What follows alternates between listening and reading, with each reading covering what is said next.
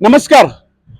आज नासोपारा विधानसभेचे युवा आमदार श्री क्षितिज हितेंद्र ठाकूर यांच्या वाढदिवसानिमित्त वसई मध्यवर्ती कार्यालय मानव मंदिर ह्या ठिकाणी गीता आयरे आणि सर्व माजी नगरसेविका माजी नगरसेवक ह्यांच्या माध्यमातून आज ई सायकल उद्घाटन म्हणजे जास्तीत जास्त लोकांनी ई सायकल वापराव्यात।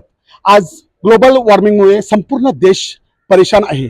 सर्व देशामध्ये नवीन नवीन उपक्रम झाडे लावणे अलग अलग प्रकारचे निसर्गाचा समतोल कसा राखता येईल ह्याविषयी प्रयत्न चालू आहेत।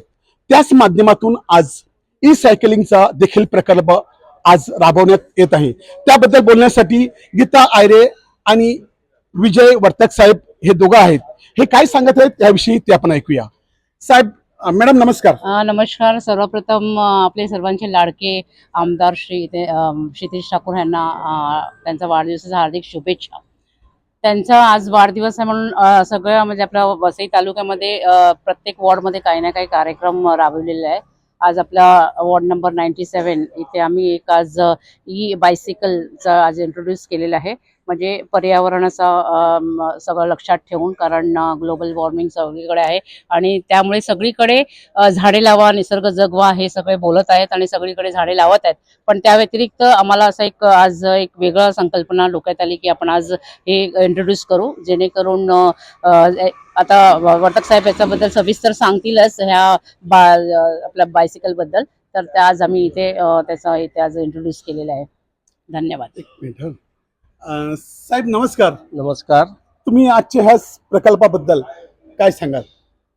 म्हणजे ही सायकल ही अत्यावश्यक झालेली आहे जागतिक स्तरावर, कारण पर्यावरणाला जे इफेक्ट होतो तो पेट्रोलचाही होतो, डिझेलचाही होतो आणि इकॉनॉमी पेट्रोल खरेदी करण्यामध्ये आपला नेहमीच बराचसा फॉरेन करन्सी यूज होत असते। तर पेट्रोलचा वापर कसा कमी होईल त्या दृष्टिकोनातून अनेक व्हेकल्स आलेली आहेत, जे इलेक्ट्रिकमध्ये आहेत, जे पेट्रोल विरहित आहेत। हे आणण्यामागचा उद्देश हाच आहे, पर्यावरण। परंतु आपल्याला माहिती आहे मोठमोठ्या कार्स स्कूटर्स ह्या पार्क करणं सुद्धा कठीण झालेलं आहे। तुम्हाला पार्किंग मिळत नाही आणि रस्ते बघितलं तर रस्ते सगळे व्यापलेले आहेत ह्या व्हेकलमुळे। पण हे जर सायकल इलेक्ट्रिक सायकल जर असली तर ती कुठेही ठेवता येते, कोणालाही वापरता येते आणि एस्पेशली महिलांना सुद्धा वापर करता येतो। आणि त्याची खास बात म्हणजे अशी आहे की ती इलेक्ट्रिक आहे, ॲज वेल ॲज पायडल मारून सुद्धा माणूस जाऊ शकतो, म्हणजे एक्झरसाइज सुद्धा होऊ शकतात। आणि त्या दृष्टिकोनातून फार उपयुक्त अशी ही सायकल आहे। आणि मला वाटते जास्तीत जास्त सायकलचा वापर कसा करावा हे युरोप कंट्रीजमध्ये चालू केलं त्यांनी।